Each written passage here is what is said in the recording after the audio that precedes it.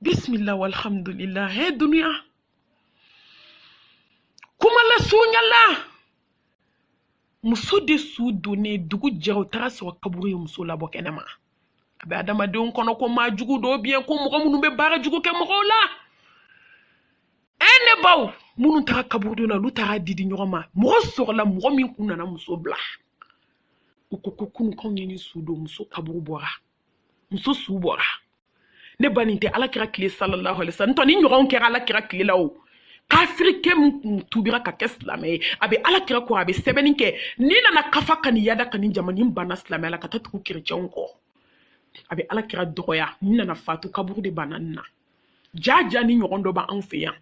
silamɛw ja kaburu de bɛ ka ban adamadenw na sisan ne baw ne tɛ n yɛrɛ ayi n tɛ nkalon tigɛ ko maa ka tubi ne tɛ na n yɛrɛ cogo ka aw bɔ faman sha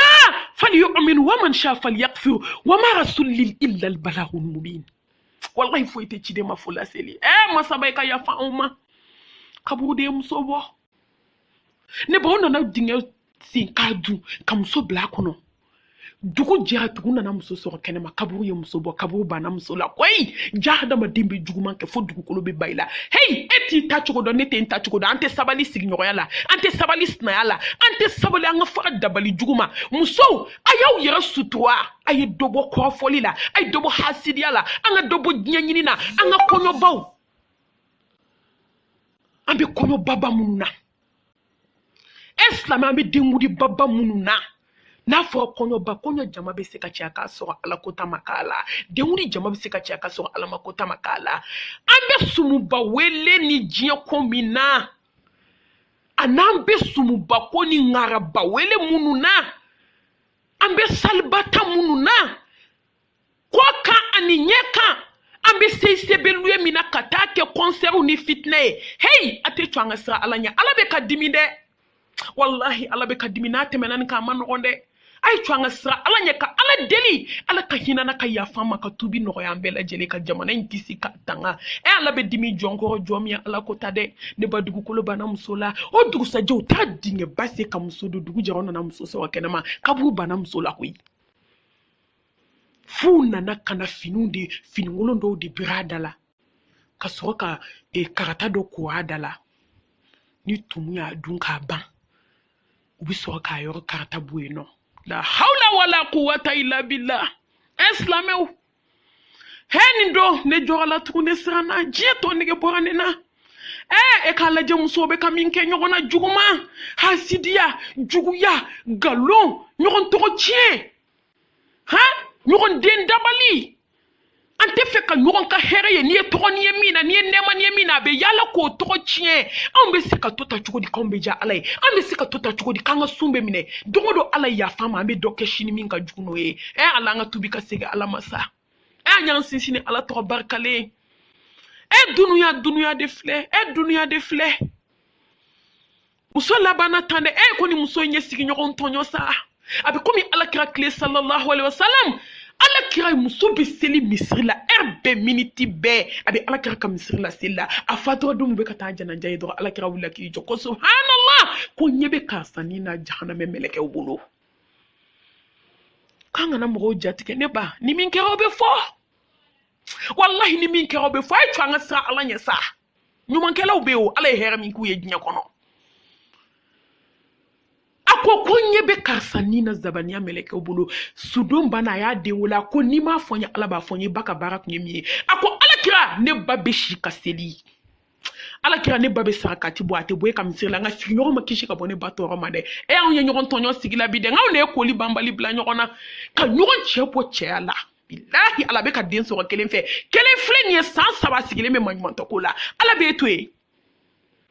ka walidenw den baara ka t'o don kaburu kɔnɔ ka walidenw kɛ fatɔ ye ala bɛ se k'e to yen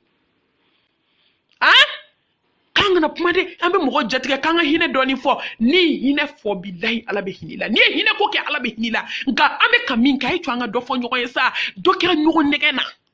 hali jinɛ sɔngɔ ka gɛlɛn silamɛw ka waliden mangoya ka nkalonjugu da la ni lahara tɛ bɔcogo t'a la hali n'i ko mali bajiba la jɛcogo t'i la ala bɛ hinɛ la nin kan kan hasidi kɔrɔ maa tɔgɔ tiɲɛna fitiri wale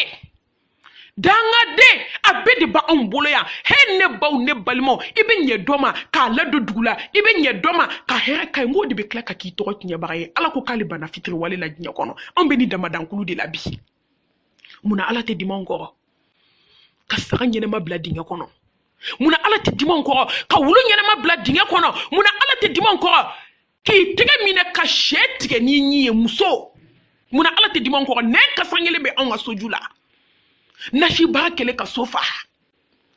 wali deun baralendo ka do gogo la ka bla frigo jukoro asna musuni baralendo ka do gakulu ko ka tasuma kaka do barale ka bla bola ka wali dem bara ka gengi jalala ka wali dem bara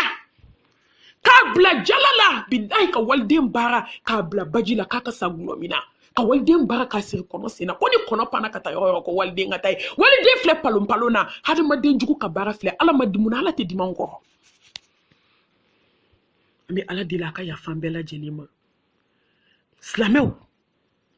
ka nyini ala fe ala kan jogo nye ne baw anko bamako ni wallahi ni nyuma ka be hini la sa abe klaki sako nye jie be nyina jie baba di nyoma ne bambal mam so dok me segu ne de la kan fo nga fazakir fa inna zikra tanfa'ul mu'minin musobe ngwa mi fere deke mu'minu ka cha miskine udila Allah mamunu nya dono ala la ngoya na politiki we foni mi sana lanye awo ni ala doni di mo mi kama o nyebe do ala la ni be mo mi de fere segu bebe na ka ko muso me deliki dado mo ma delika kuma te wali kuma la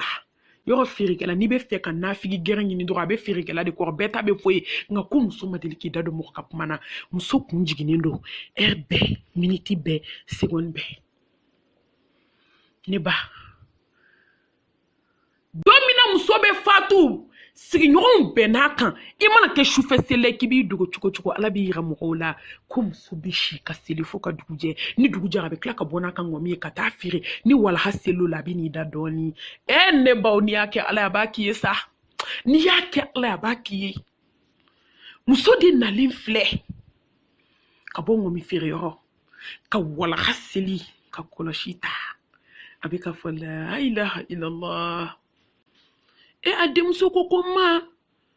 ko ni ebita wa akoko awo konde ko teribina teri kumbe ni ake ala ba ki ne baw hay to nga sufe seli cha to nga ke sakati bole hay to nga san neuna hey ne domina ala kira ko muazma koko muaz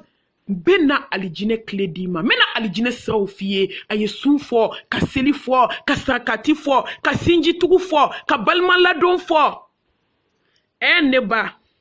nga ku muazi tina nga alijine kledima ku fa an kaza muazi sine na ibido alijine kono ne on ne me fen chamana la juman chaman tribi ni jo on na wallahi ala ando wala ka sayna ma ñoy ngay dadu na wali pumam ne ka srate ne baw dem sobe kayre ko dem so may kana sra ne men antigi kumbe ne ka wakati labana to di sonas na fa Allahu akbar kabira sayyidina ali ina nanjana njalawa ene ba nga ke ala isa ala mi be kunu ala bebi soni do ka ko Allah Allahu akbar sayyidina Usman bismillah soni dora ko Allahu akbar Umar bin Khattab bismillah soni dora ko Bubakar Siddiq bismillah soni dora ko Muhammad Rasulullah sallallahu alaihi wasallam inna nanjana jalawa ashhadu an la ilaha illallah wa ashhadu anna Muhammad Rasulullah ate do anga nyeboni sa façon fait ay do anga njoro nya sa akupap mbe sira siri ngonga sinye sakati bola ala nyisranye ala donna ala kanu kumbe muso duskuna ala ya chietiya wa ma chietiya wallahi ni ala chietiya ala bi chietiya ala kan ke chietiya ala kan fara chietiya dunke ukan ka kisini ne mani barka ala ko jide ala kira kan ka shiriya ko ala yekelenin kofe fense ngi kunto ambulo sungalo programme na noy ala kira sallallahu alaihi wasallam ako fen tan shegimbe ana madin kan ko nyenamaya ika nyenamaya kono nana nga fenta ani shegi na ansira ka tanke amina segin to wala sebi ni Allah subhanahu wa ta'ala jena naye atani kelena kabe nyini islamé fe sungalo na aka visiti chaya banabatola ko Allah de be jurudo wa be juru sara kika Allah barkada machama ni harama de mata I harama de nyon laje ite tige nyana fika ta docteur sola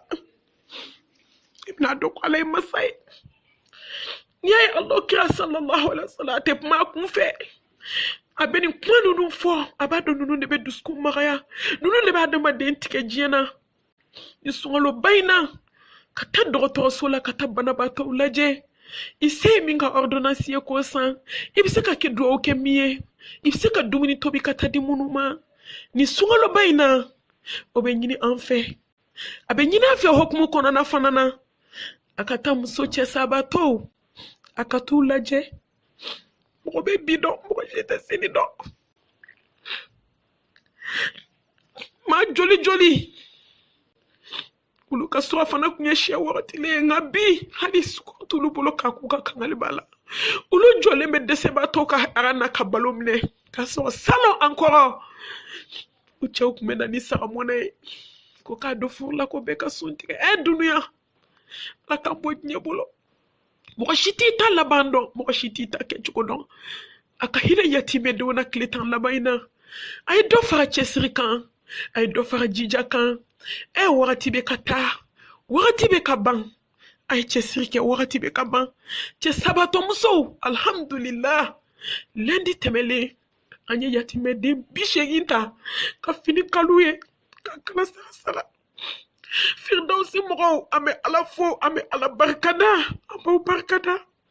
khalisa nga jija ni fembe jombolo nyena mayala ni de tora ni ajo jole hani jibi senteke kon abe bo ansira ka mo bisheginta ka fini duma ka kla ka fini nunu be kala ukana kala len fanata alhamdulillah rabbil alamin ala ya ndeme sababu nyuma me ala fo ame ala barkada ame jonuma fo sungalo fana bantofle akaw jija ambe ka boka chaya neni aw kelenkele ntenyere boala de ambe semie angoke amse ka mishi dama fara chokomi ka se ka sugo di fantauma ne baw atan flana abe nyini fe ikinya na fleli ika koloshini wakati nuna kosebe ambe kletan labana wakati be kata